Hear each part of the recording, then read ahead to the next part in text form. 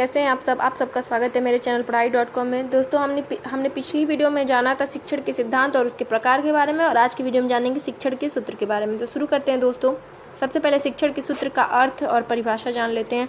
तो लिखा है कि शिक्षण सूत्र शिक्षण प्रक्रिया में विशेष विधियों का ज्ञान कराते हैं, जिन्हें ध्यान में रखकर शिक्षण करके शिक्षक अपने छात्रों की उपलब्धियों में गुणात्मक सुधार करते हैं। यानी कि शिक्षण सूत्र के द्वारा जो शिक्षक होते हैं वो बालक की उपलब्धियों में जो गुणात्मक सुधार होता है उस सुधार को कर सकते हैं, त्रुटियों को दूर कर सकते हैं और उसमें सुधार कर सकते हैं। आगे है, कामेनियस एवं हर्बर्ट स्पेंसर आदि ने अपने अनुभवों के आधार पर शिक्षण के कुछ सामान्य नियम निर्धारित किए हैं, यानी कि किए थे, जिन्हें बाद में शिक्षण सूत्रों के नाम से जाना जाता है।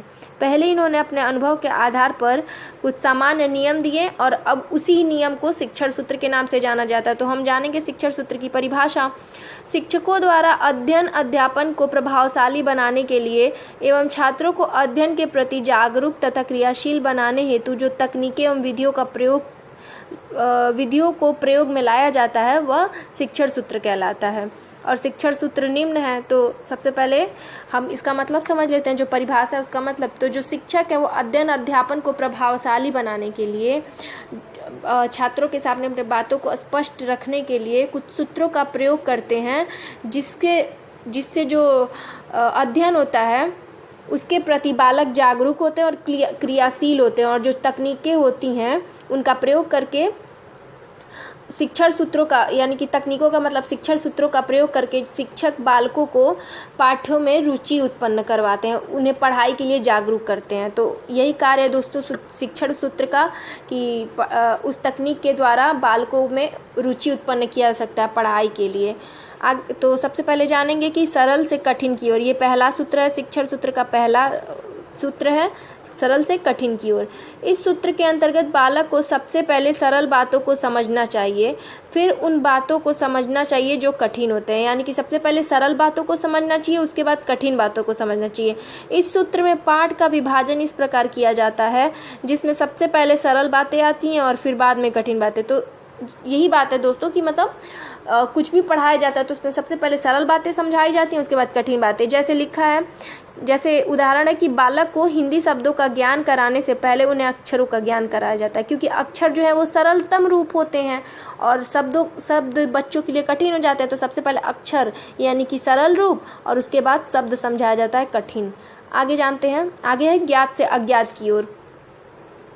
बालक किसी भी माध्यम के द्वारा जो कुछ सीखता है वही उसका ज्ञात होता है और उसी ज्ञात या पूर्व अनुभव के द्वारा नया ज्ञान प्राप्त करता है, यानी पूर्व ज्ञान से नए ज्ञान की उत्पत्ति करता है। इस सूत्र के अंतर्गत बालक को सबसे पहले उन बातों को बताया जाता है जो बालक जानता है, और फिर उसी बातों के आधार पर उन बातों को बताया जाता है जो बालक नहीं जानता है, यानी कि नई बातें बताई जाती हैं। जैसे बालक को जोड़ बताना है तो गिनती बताते हुए बालक को जोड़ बताना चाहिए, यानी कि बालक को अगर जोड़ करना सिखाना है, घटाना सिखाना है, तो सबसे पहले बालक को गिनती सिखाना है।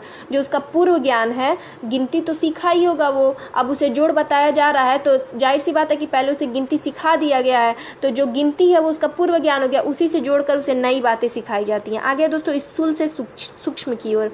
इस सूत्र को हर्बर्ट स्पेंसर ने अपनाने पर विशेष बल दिया है। इस सूत्र के अंतर्गत बालक को मूर्त से अमूर्त की तरफ ले जाया जाता है। इसमें बालक की सबसे पहले स्थूल वस्तु, अब स्थूल क्या होता है दोस्तों ये हम आपको बता देते हैं। स्थूल वस्तु का मतलब होता है कि स्थूल वस्तुएं वे वस्तुएं होती हैं जिन्हें हम स्पर्श कर सकते हैं, देख सकते हैं तथा अपनी इंद्रियों द्वारा महसूस करते हैं। तो दोस्तों स्थूल वस्तुओं का मतलब हम आपको बता दिए। तो अब आगे बढ़ते हैं कि सबसे पहले स्थूल वस्तुओं के बारे में जानकारी दी जाती है, फिर उन वस्तुओं के बारे में जानकारी दी जाती है जो सूक्ष्म हैं। तो सबसे पहले स्थूल वस्तुओं के बारे में बताया जाता है, उसके बाद सूक्ष्म वस्तुओं के बारे में। जैसे प्राथमिक स्तर के बालकों को रंग बिरंगी पेंसिल से गोलियां बनाना, खिलौने के माध्यम से गिनती या जानवरों का ज्ञान कराना।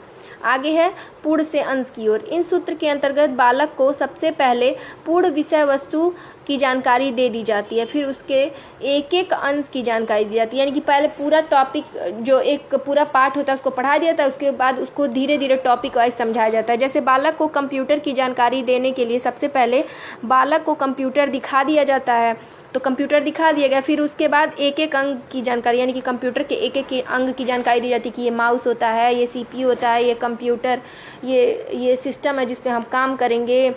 तो ऐसे उसके एक एक अंग की जानकारी दी जाती है। आगे देखते हैं दोस्तों क्या आगे, अनिश्चित से निश्चित की ओर। बालकों के बौद्धिक विकास के क्रम में बच्चों का मानसिक विकास, उनके विचार तथा अनुभवों को स्पष्ट किया जाता है।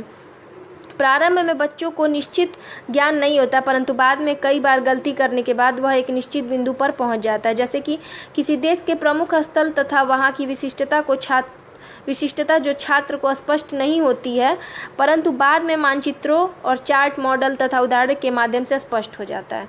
आगे दोस्तों, प्रत्यक्ष से अप्रत्यक्ष की ओर। इस सूत्र के अंतर्गत बालक को पहले वस्तु का ज्ञान दिया जाता है जिसमें वर्तमान बातें बताई जाती हैं।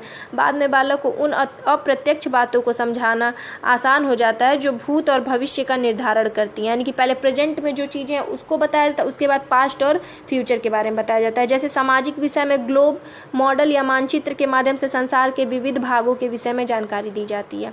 आगे दोस्तों, विशिष्ट से सामान्य की ओर। इस सूत्र के अंतर्गत बालक के समक्ष विशिष्ट उदाहरण के द्वारा सामान्य सिद्धांत अथवा नियम निरीक्षण, परीक्षण एवं चिंतन के माध्यम से उत्तर निकलवाए जाते हैं। इसमें बालक रुचि के साथ सीखता है। विज्ञान एवं गणित या व्याकरण जैसी शिक्षण के लिए यह सूत्र अधिक उपयोगी होता है। ये जो सूत्र विशिष्ट से सामान्य की ओर, ये विज्ञान, गणित और व्याकरण जैसी शिक्षण के लिए, सब्जेक्ट्स के लिए अधिक उपयोगी होता है। जैसे संज्ञा, सर्वनाम, क्रिया, विशेषण पढ़ाते समय एक से अधिक उदाहरण के माध्यम से परिभाषित करना बताया जाता है। आगे दोस्तों, विश्लेषण से संश्लेषण की ओर। इस सूत्र के अनुसार किसी भी नए तथ्य को सिखाने के लिए उसके विभिन्न आयामों का विश्लेषण करके फिर उन्हें इसके आधार पर संश्लेषित कर एकात्मक रूप देना।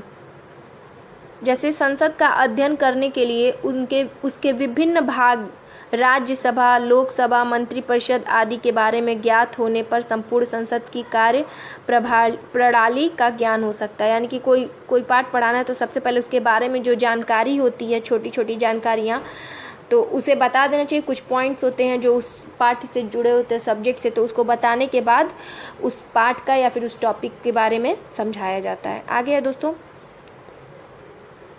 मनोवैज्ञानिक से तार्किक की ओर। इस सूत्र के अनुसार बालक को उसकी रुचि, आयु एवं जिज्ञासा को ध्यान में रखकर किसी भी पाठ्य वस्तु का अध्ययन कराया जाता है, जिससे कि बालक अपने तार्किक क्षमता का विकास अपनी आयु के अनुसार विस्तारित कर सके। कहने का मतलब ये है दोस्तों कि जो मनोवैज्ञानिक से तार्किक की ओर का जो ये सूत्र है, इसके अंतर्गत बालक को सबसे पहले बालक की रुचि, आयु, उसकी क्षमता, उसकी तार्किक शक्ति कितनी है, उसके अध्ययन की क्षमता कितनी है, ये सब जानने के बाद उसे कोई भी चीज़ पढ़ाया जाता है, जिससे बालक के सामने कोई भी बात स्पष्ट हो जाती है और अपने तार्किक क्षमता का विकास अपने आयु के अनुसार विस्तारित कर सके। जैसे मुगलकालीन स्थापत्य कलाओं को मानचित्र में दिखाना, बाद में उनकी आयु के अनुसार उसकी विशेषताओं को तार्किक ढंग से बताना। मतलब कोई भी चित्र होता है, जो कलाएं हैं पुरानी इतिहास से जुड़ी या फिर मुगल कालीन से जुड़ी, तो उसको मानचित्र में दिखाने के बाद जो बच्चों की आयु होती है, तो उनके समझने की क्षमता जितनी होती है उसके आधार पर उनकी विशेषता और तार्किक ढंग को बताया जाता है। आगे है दोस्तों, अनुभूत से युक्त की ओर। बालकों की मानसिक क्षमता एवं जिज्ञासा तीव्र होने के कारण यह वस्तुओं को देखकर या अनुभव करके ज्ञात प्राप्त कर लेते हैं, परंतु बालक को तर्क एवं सिद्ध करने के लिए और अधिक ज्ञान की आवश्यकता होती है, जो कि बालक की आयु के अनुसार उसे प्राप्त होती रहती है। जैसे इसका उदाहरण है कि सूर्योदय या सूर्यास्त को बालक प्रतिदिन देखता है और अनुभव करता है, परंतु इसके कारणों को जानने के लिए तर्कपूर्ण विधि का प्रयोग करके शिक्षक के द्वारा बालक की जिज्ञासाओं को शांत किया जा सकता है। लास्ट है दोस्तों, प्रकृति का अनुसरण। इस सूत्र के माध्यम से बालक की दीक्षा प्रकृति रूप से उसकी रुचि, मानसिक क्षमता एवं आयु के द्वारा विकसित होती है। यानी कि प्रकृति के अनुसरण का जो सूत्र है, प्रकृति के अनुसरण का सूत्र, इसके अंतर्गत बालक की जो शिक्षा होती है, दीक्षा प्रकृति रूप से, उसकी रुचि के रूप से, मानसिक क्षमता एवं आयु के द्वारा विकसित होती है।